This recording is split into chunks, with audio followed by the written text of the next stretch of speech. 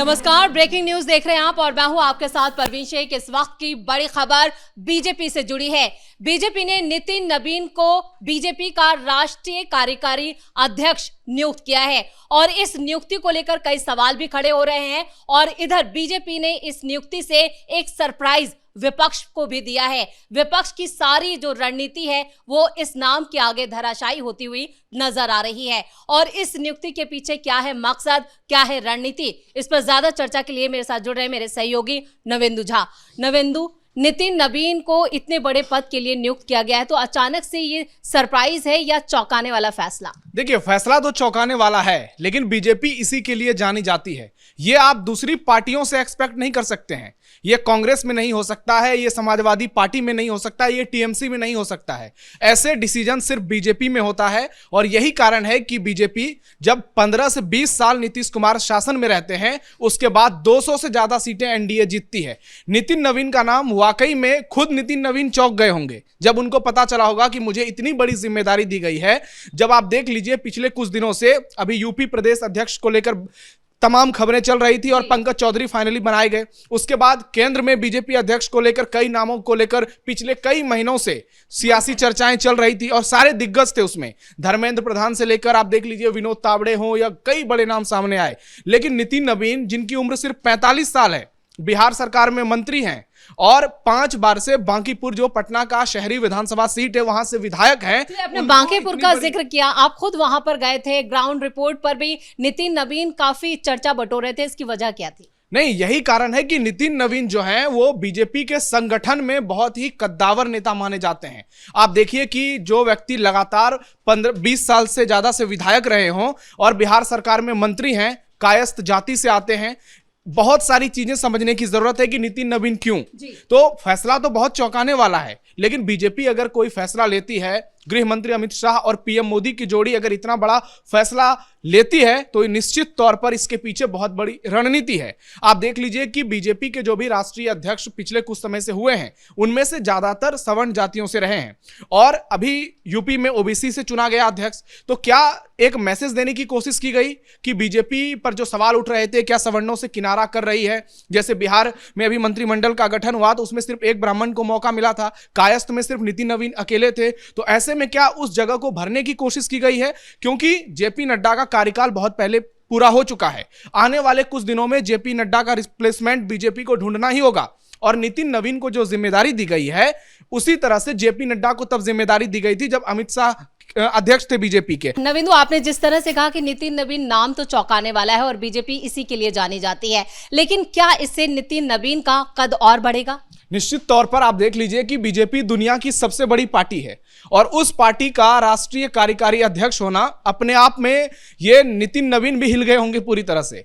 क्योंकि आप देख लीजिए कि अभी पश्चिम बंगाल, असम, उसके बाद केरल में विधानसभा चुनाव होने हैं, फिर उत्तर प्रदेश में विधानसभा चुनाव होने वाले हैं।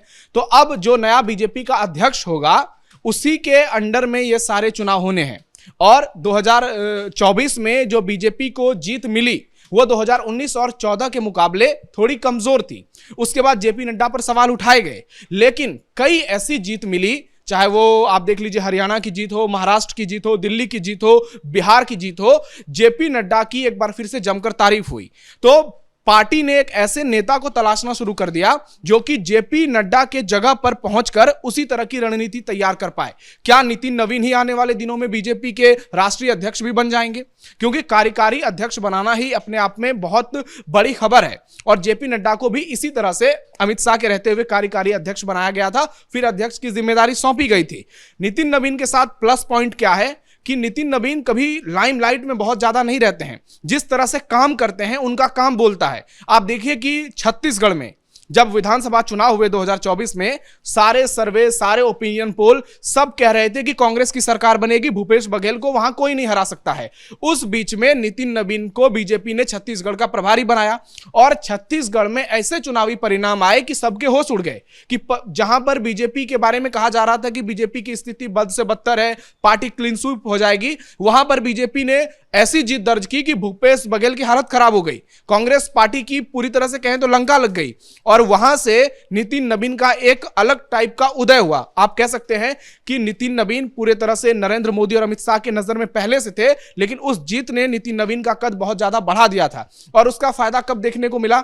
जब पटना में विधानसभा चुनाव हुए बांकीपुर सीट पर, तो छत्तीसगढ़ के सीएम खुद वहां पहुंचे थे विष्णुदेव साय, और नितिन नवीन के लिए उन्होंने बहुत सारी चुनावी रैलियां की थी। छत्तीसगढ़ के डिप्टी सीएम विजय शर्मा भी पहुंचे थे, उसके अलावा कई मंत्री, कई नेता, मतलब कहें तो छत्तीसगढ़ की पूरी बीजेपी पटना में इस काम में लगी हुई थी कि नितिन नवीन को किसी तरह से उनका वोट कम नहीं होना चाहिए। इसका यही कारण था कि नितिन नवीन के रहते बीजेपी ने छत्तीसगढ़ में बहुत बड़ी जीत दर्ज की थी। हालांकि सिर्फ नितिन नवीन एक फैक्टर नहीं थे, लेकिन पीएम मोदी की रणनीति, अमित शाह की रणनीति, मोदी का चेहरा और भूपेश बघेल के खिलाफ एंटी इनकम्बेंसी, लेकिन जो संगठनात्मक तौर पर नितिन नवीन ने रणनीति तैयार की थी उसका बीजेपी को बड़े पैमाने पर फायदा मिला। आपने संगठन का यहाँ पर जिक्र किया नवेंदु, संगठनात्मक चुनौतियां क्या आने वाले जो आगामी चुनाव हैं उसमें भी और ज्यादा मजबूत करने के लिए ही नितिन नवीन को चुना गया है? क्योंकि संगठन में जो उनकी पकड़, आपने यहाँ पर उसका जिक्र किया, उसी का फायदा मिला है जब उन्हें कार्यकारी अध्यक्ष बनाया गया।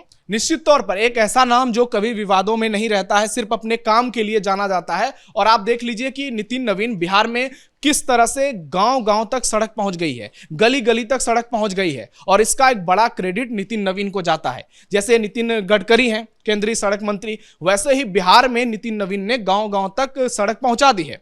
और नितिन नवीन के साथ एक प्लस पॉइंट है कि उनके विधानसभा में हम लोग भी गए थे ग्राउंड रिपोर्टिंग करने के लिए, तो लोगों की एक बड़ी तादाद थी जो कह रही थी कि नितिन नवीन जो है वो काम करने वाले नेता हैं, उनका काम बोलता है। पटना की सड़कें देख लीजिए, साफ सफाई की व्यवस्था देख लीजिए, पूरा पटना शहर बदला हुआ नजर आ रहा है। जब हम फल वाले से बात कर रहे थे, जब हम सड़क किनारे जो व्यवसाय करते हैं उन लोगों से बात कर रहे थे, तो सब यही कहते थे कि आप अगर पटना पहले आए होंगे 5 साल पहले और अब पटना आए हैं, तो आप देखिए पटना की स्थिति कितनी बदल गई है। और यह सब तब हुआ जब सड़कों का जाल इस तरह से पटना में बिछाया गया। आज पटना में इतने फ्लाईओवर बन चुके हैं, इतनी चौड़ी चौड़ी सड़कें बन चुकी हैं कि उसका सारा क्रेडिट नितिन नवीन को दिया जाता है। और एक ऐसा नाम जो कि कभी लाइमलाइट में नहीं रहा, ज्यादा मीडिया में नहीं रहा, सिर्फ अपना काम करता रहा, और उसका फल आप देखिए उनको मिल रहा है। इतनी बड़ी जिम्मेदारी अपने आप में वाकई में एक बहुत बड़ा फैसला है और चौंकाने वाला फैसला है ये। बिल्कुल नवेंदु, अब जिक्र कर लेते हैं यहाँ पर संघ का भी।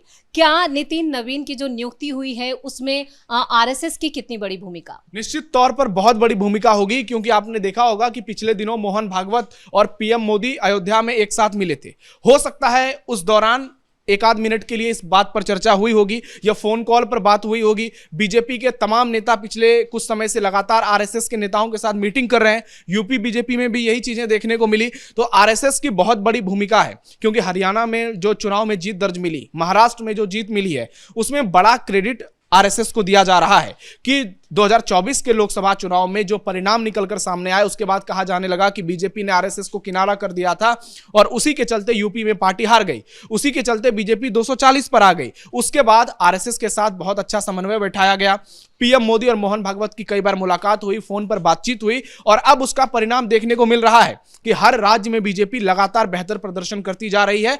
और पार्टी ने यह फैसला लेकर एक ये भी मैसेज दे दिया कि पार्टी जो आगे के लिए सोच रही है, जो नरेंद्र मोदी कहते हैं कि अमित शाह कहते हैं कि हम बीजेपी को पूरे भारत में बीजेपी का कमल खिलाना चाहते हैं, 2047 तक की जो नीति है, उन्होंने विकसित भारत का ख्वाब देखा है, उसमें भी इस फैसले को जोड़कर देखा जाएगा। क्योंकि आप देखिए कि एक युवा जिनकी उम्र सिर्फ 45 साल है, वो पीएम मोदी जिनकी उम्र लगभग 75 साल होने वाली है, अमित शाह वो भी 70 के करीब है, तो ऐसे में जो सीनियर मोस्ट नेता हैं उनके बीच में एक 45 साल का लड़का, यानी आप इसको देखिए कि ये कैसा जनरेशनल शिफ्ट किया जा रहा है बीजेपी में।